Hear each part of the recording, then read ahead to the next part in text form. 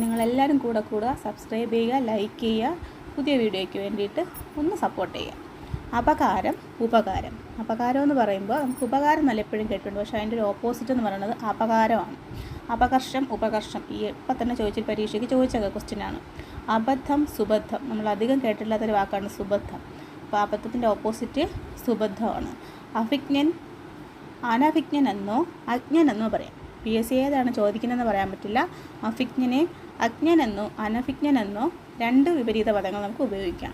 അർഹം, അനർഹം. പക്ഷെ നമ്മൾ ഈ അർഹമായത് അങ്ങനത്തെ വാക്കല്ല, ഇത് യോഗ്യം. അനർഹത്തിൻ്റെ അർത്ഥം യോഗ്യം എന്നതും കൂടിയുണ്ട്.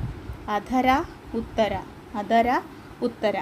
അപകാരം, ഉപകാരം. അബദ്ധം, സുബദ്ധം. അഭിജ്ഞൻ, അജ്ഞൻ അല്ലെങ്കിൽ അനഭിജ്ഞൻ. അർഹം, അനർഹം. യോഗ്യം. അധര, ഉത്തര. ഇനി 5 സമാന പദങ്ങൾ നമുക്ക് നോക്കിയാലോ. അഷ്ടം. അഷ്ടം നമ്മളിപ്പോൾ അഷ്ടബന്ധം എന്നൊക്കെ കേൾക്കാറുണ്ടല്ലേ. അഷ്ടം 8. അഷ്ടി, ഭക്ഷണം. അഷ്ടിക്ക് വകയില്ല അല്ലേ, ഭക്ഷണത്തിന് വകയില്ല എന്നുള്ള രീതിയിൽ.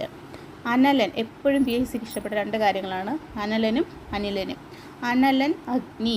അഗ്നിയിലൊരു വള്ളിയുണ്ട്, അതുകൊണ്ട് അനലന് ആ വള്ളി വേണ്ട. അനലൻ, അഗ്നി. നമുക്ക് നല്ല അഴലായിരിക്കും തീ കൊണ്ടാൽ. അപ്പോൾ അനലൻ. അനിലൻ, കാറ്റ്. അനിലൻ, കാറ്റ്. അനാമിക. അനാമിക എന്ന് പറയുമ്പോൾ മോതിര വിരലാണ് അനാമിക. അനാമയം. അനാമയം, ആമയമില്ലാത്തൊരവസ്ഥ. നമ്മൾ പ്രാർത്ഥിക്കുമ്പോൾ പറയാറുള്ളതാണ് ആമയമില്ലാത്തൊരവസ്ഥ. എന്താണ്? രോഗമില്ലായ്മ. അനാമയം. അബ്ദം, ആണ്ട്. ശതാബ്ദം. അതാ ശ്രദ്ധിക്കണം, നമ്മുടെ ദേയുടെ ദായാണ്. അബ്ദം, ആണ്ട്. ശതാബ്ദം നിങ്ങൾ ഓർമ്മിച്ചാൽ മതി. അബ്ദി സമുദ്രമാണ്.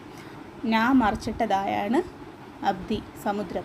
ആ നായ്ക്കുള്ളിൽ വെള്ളം നിറച്ചിരിക്കുന്നത് പോലെ ആലോചിച്ച് നോക്കുക. സമുദ്രം, അബ്ദി, സമുദ്രം. അനുവാചകൻ, കേൾക്കുന്നവൻ. വാചകം അടിക്കുന്ന ആൾ അല്ലെങ്കിൽ വാചകം അടിക്കുന്ന നമ്മൾ കേട്ടുകൊണ്ടിരിക്കുന്നതാണ് അനുവാചകൻ, കേൾക്കുന്നവൻ. അനുവാദകൻ, പിന്താങ്ങുന്നവൻ. ഒരു വാദം നടക്കുമ്പോൾ പിന്താങ്ങാൻ കുറച്ച് പേര് കാണും അല്ലേ.